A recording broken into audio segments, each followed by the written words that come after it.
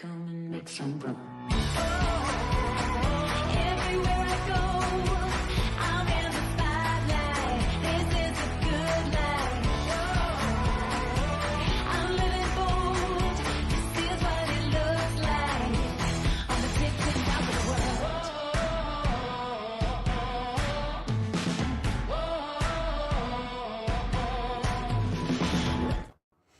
We're back. Did you miss me? You know, Congress, and it seems most of DC maybe, takes a break during August recess. But boy, was there a bunch of stuff still going on during that time. So let's shake off the beach sand from our summer break. Let's get back into it. Today we're taking inventory of everything we missed. So it's the Captain's Log edition. We've done it before. We're going to do it again. Let's just run through everything that was out there.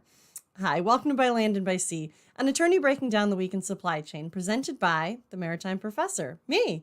I'm Lauren Beegan, founder of the Maritime Professor and Squall Strategies, and I'm your favorite maritime attorney. Join me every week as we walk through both ocean transport and surface transport topics, the wild world of supply chain. As always, the guidance here is general and for educational purposes only. It should not be construed to be legal advice, and there is no attorney-client privilege created by this video. If you need an attorney, contact an attorney. So usually, before we get into the discussion of the day, we go through my top 3 stories of the week. But today, Captain's Log edition, everything is a top story. So settle in as we embark on the Captain's Log edition of By Land and By Sea. Like I said, usually DC's a little quieter during this time, but the FMC was chugging right along, right? They are still working just as hard as ever. So let's dive into some of this FMC news. So at our last By Land and By Sea episode, we dove deeper into the Supplemental Notice of Proposed Rulemaking, right? This was the SNPRM. Remember that the FMC is working through 3 rulemakings that were directed under the Ocean Shipping Reform Act of 2022. Congress told the FMC that they had 3 specific rulemakings that they wanted them to take on. The first was this defining unreasonable refusal to deal or negotiate with respect to vessel space accommodations provided by an ocean common carrier. This is what has now turned into the Supplemental Notice of Proposed Rulemaking. It started with the regular process. The FMC, specifically Chairman Maffei, at one of the commission meetings said that this is a nuanced rulemaking and that this one required another look at it. And so they created the Supplemental Notice of Proposed Rulemaking and released a second comment period under the Notice of Proposed Rulemaking. So that's what we saw over the summer.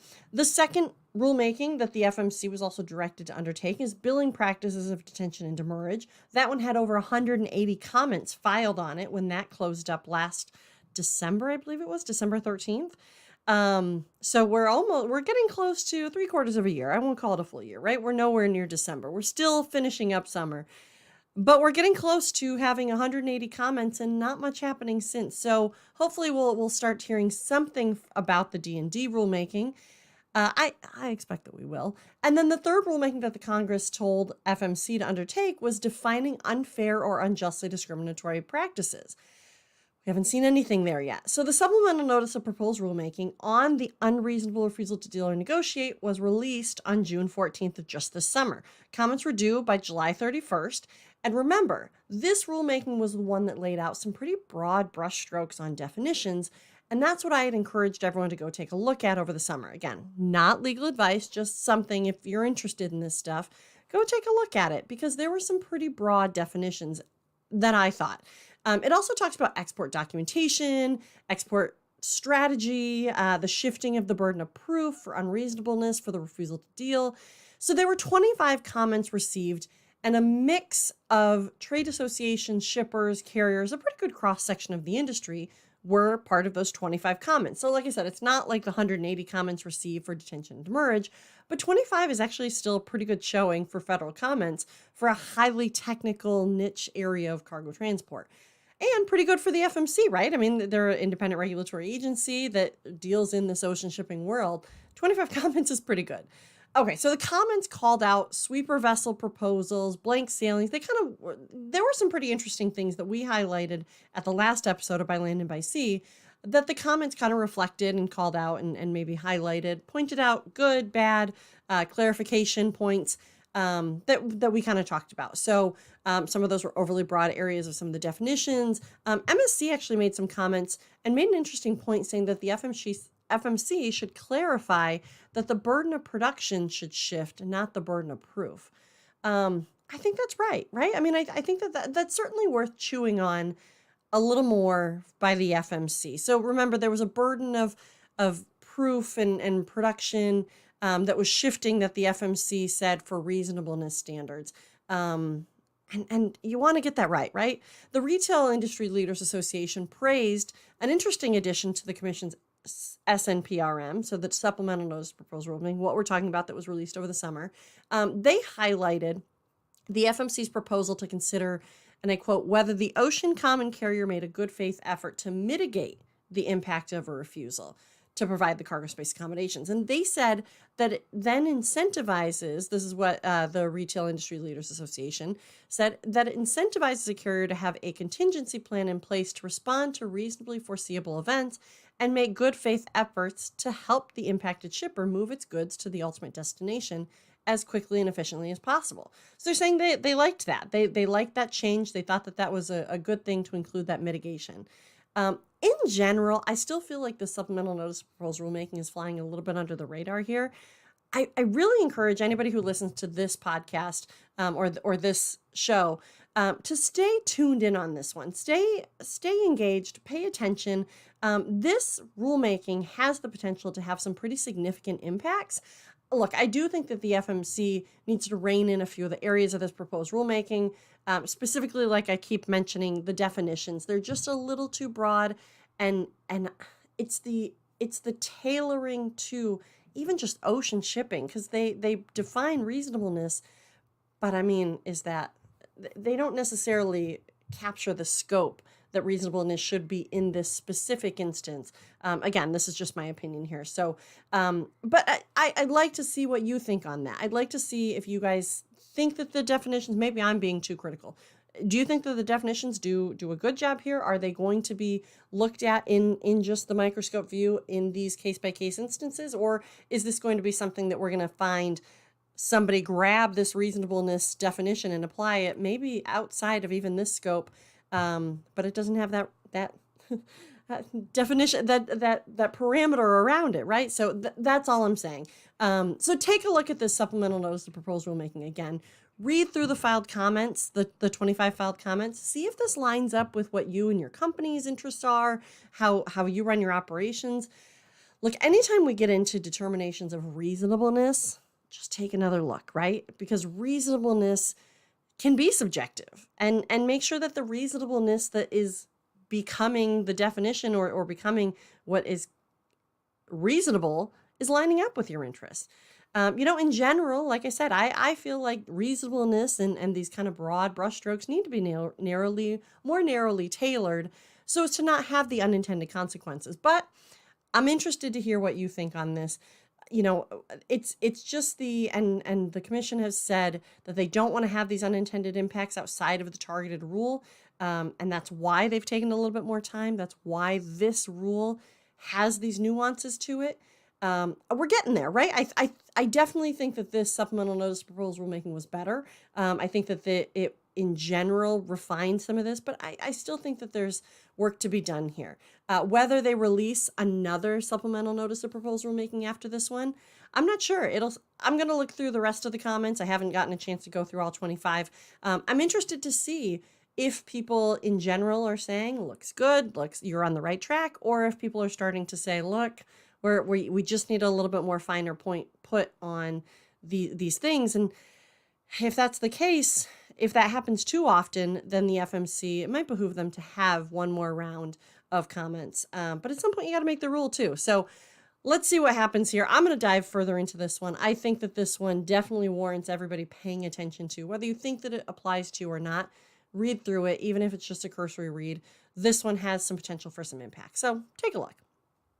All right, story number 2. Since we're on the topic of FMC rulemakings, I just want to remind you that we are also waiting on the detention demurrage final language. I kind of mentioned this a little bit at the outset, but it's September, and we have an FMC Commission meeting on the books for next week. Are we going to hear more about detention and demurrage? We're waiting on this final language. So look, so that's the story for story number 2. The FMC's announced that they're going to be holding their next commission meeting next week, September 21st at 1 p.m.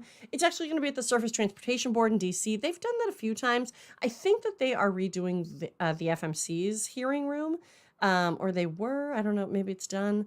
But they're also going to be streaming this out live at the FMC's YouTube channel, and it's also recorded, so you can watch it on demand. So you don't have to tune in right at 1 p.m.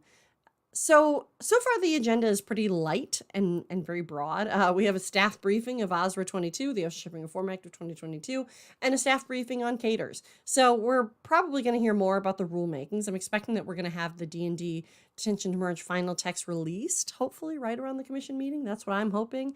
I also thought that was going to be released last June at the 1-year anniversary of OSRA, but it wasn't released. So here's my next prediction, take it or leave it, but I think it's probably going to have some sort of connection to the commission meeting, either right before it and then they'll discuss what just was released, or right after it. So maybe the commissioners can go on record and have comments that they may have relating to the D&D final text.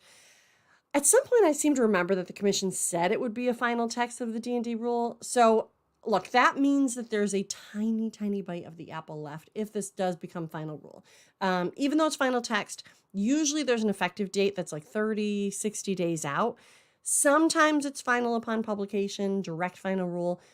But given that this has had so much interest and so many comments, I can imagine that this will have at least a 30-day effective date. I don't know, a 30-day just seems like probably where they're going to go, but at least 30 days. So in those 30 days, you can still submit comments for the most part, but they have to be significantly adverse to really stop the rule from going into effect. So that's why the notice of proposed rulemaking, the prior steps before the final rule stop, is so important to get your comments in, because it's more likely to have a full review and a full consideration. At the final text stage, it really is trains on the tracks, it's moving forward unless there is a major problem. But that doesn't mean if you find a major problem, let them know, tell them. So we're probably also just going to get a general update on what to expect for the unfair, unjustly discriminatory language. This is the rule, the third rule that we're waiting on. We haven't seen any language on yet. I'm really interested to see how this one shapes up. It's going to be defining unfair, unjustly discriminatory methods, which can be a beast of a topic to cover too, because it's so case by case. And in general, I feel as though the FMC really does prefer to do case by case considerations through case law and through that sort of process instead of rulemakings, right? Because rulemakings are broad brush strokes, and there's so many nuances to all of these ocean cargo movement cases. So this one's going to be interesting, right? Defining unfair, unjustly discriminatory language. Are they going to broad brush stroke it while keeping it in the ocean cargo movement discriminatory world, or are they going to just, I don't know. This one, I'm interested to see what the language is on this one. So those are what we're waiting on. I'm hoping we get D&D final text, some sort of glimpse, whether it is released or a indication on when it'll be released, and then the unjustly or unfairly discriminatory methods, some sort of indication on what's going on there. So story number 3. Okay, so what else has happened over the past few months? There's lots of stuff, right? So Commissioner Dye announced that she would be convening her supply chain innovation teams, the SKY teams that I've talked about before. So what she does on these is she pulls them together to kind of tackle topics that she thinks are important. She's also used SKY teams and this teams concept for some of the fact findings that she's done, specifically fact finding 29. But she's done supply chain innovation teams before in the, 2015, 2016, 2017 timeframe.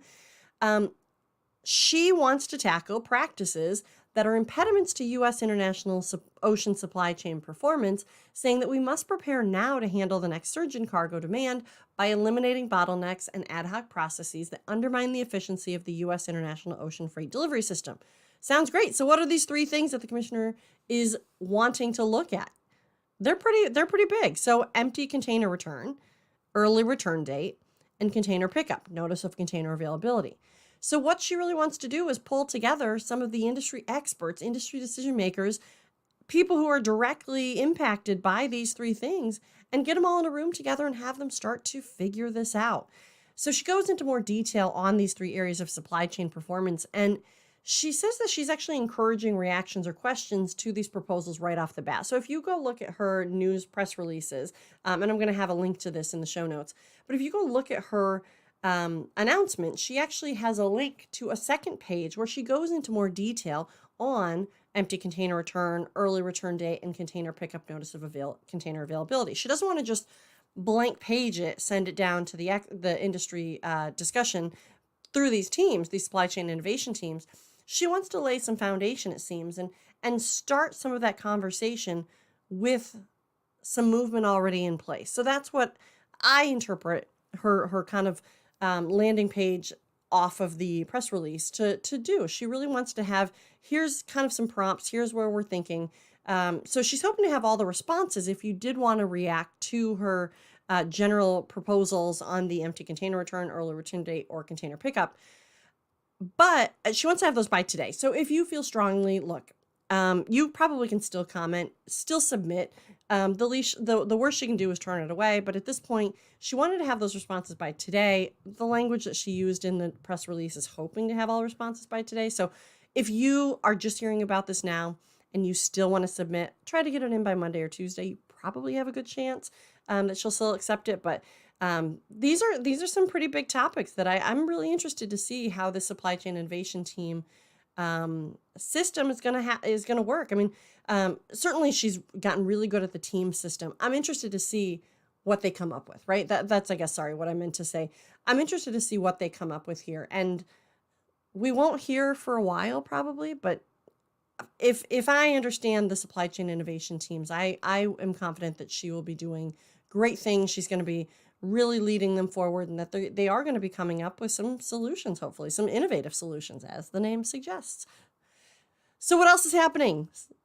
Story number 4. What else is happening? Commissioner Carl Bentzel is continuing to move forward with his Maritime Transportation Data Initiative. This has been a great initiative, the MTDI. We've talked about it quite a bit. There is so much great information on the YouTube page from the MTDI initiative from Carl Bentzel. So if you want to go check it out, you can go see all of those stakeholder groups were broken out into 1-hour chunks. Sometimes it flowed a little past 1 hour, but you can hear them talk about what their industry area of the supply chain and how it relates to a larger maritime transportation data initiative, what information they have, what information they need, what information they think there's a simple solution to. It's just a great glimpse of each industry and some of the major players and stakeholders of that industry that make up the larger supply chain ecosystem. So what is he doing now? He has written his report, he's released the report, but now he's released an RFI, so a request for information. So this is an opportunity to consider and comment on that MTDI recommendations and views report. We talked about the report that was released, what was it, in the spring? Great report, lots of information in there. Now, do you have comments on it? Do you have thoughts on it? Do you think that there are areas that you want him to dive further into? Are there areas that you think he's getting really right? The RFI is open for comments until October 16th, so you have roughly another month to get your comments in. So the RFI also has a series of questions in it. It's broken down by supply chain stakeholder groups. So you have the importers, exporters, transportation service providers, etc. It's really a unique time at the FMC in general. This is so exciting because there's so many ways to engage with the FMC, and there's so many open comment periods over a relatively short period of time. Really, I mean, the past year or so. Make sure that you're using this opportunity to really let your voice be heard, because the MTDI, just as many of the other things here, has the potential to also make a really impactful change in the supply chain and the ocean transportation system. Whether those changes are in line with your interest or not, in part, rests with you and your willingness to engage in the process. All of these things, the same thing could be said. Anytime that the FMC is undertaking something where there's an official comment period, that's something that has the potential to have a major impact. Do you like, in this instance, where Commissioner Carl Bentzel is going with his work? Let him know. If you love it, tell him. Tell him why. Do you think he's going in the wrong direction? Let him know that too. They really want the feedback. Commissioner Carl Bentzel wants the feedback. Commissioner Rebecca Dye wants the feedback. Any of these rulemakings, all commissioners want the feedback. look, make sure that you're engaging here. I'm just giving you the 101 of what's going on. Go in, dive deeper, find out what's going on with all of this. They do want the feedback and they will actually consider it in the next steps. All of the commissioners are interested in getting it right, but they need that industry engagement to know if they're on the right track. So let them know. Go check out this RFI of the MTDI. So remember, the Request for Information of the Maritime Transportation Data Initiative. Check out his report. Did you read the report the first time around? Maybe read it again now. Maybe you'll see it with different eyes of, things have happened over the summer that now you want to read it and you kind of, oh, what about this? I don't know. This over the summer was a trouble spot for me. Whatever it is, pull your thoughts together. October 16th is when those comments are due. I think all of the commissioners are very responsive and receptive to feedback. They want to know that they're helping the industry, and they don't know that unless you don't engage. So they really want to get the feedback here. So, all right, story number 5. we're cruising right along.